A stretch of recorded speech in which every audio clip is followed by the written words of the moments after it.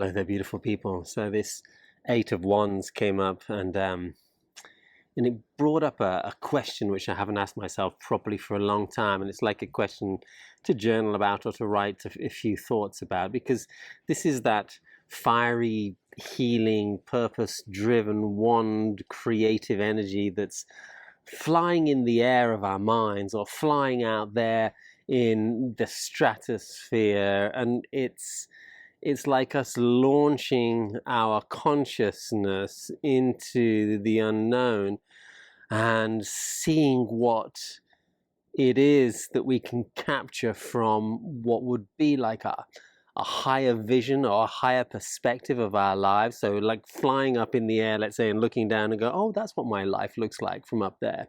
And then bringing that down to earth, or at least grounding, seeing which of these wands are actually going to be grounded in reality.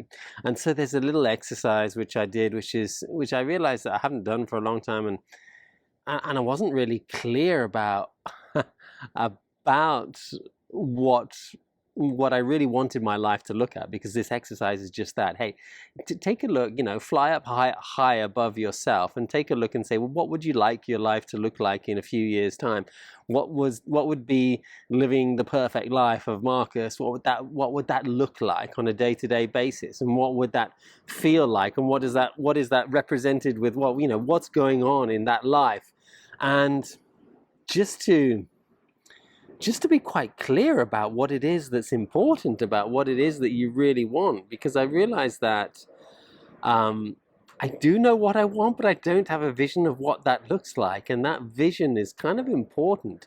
There's a very mercurial messenger-like energy in the eights, in the tarot deck, and so there's this ability to tap into some higher message that comes from a higher level of ourselves, or from the divine, and there's the ability to bring it down and make it feel a little bit more concrete, at least in our visions or in our perception, in our minds, and what we might think about. So this is, when this card comes up, it's probably even a beneficial time for us to take a little bit of a moment out to say, well, what is it that you would like your life to look like? Not just more or less, but with a little bit of detail. If you were looking down at the future version of you, what is that future version of you doing from moment to moment, day in, day out?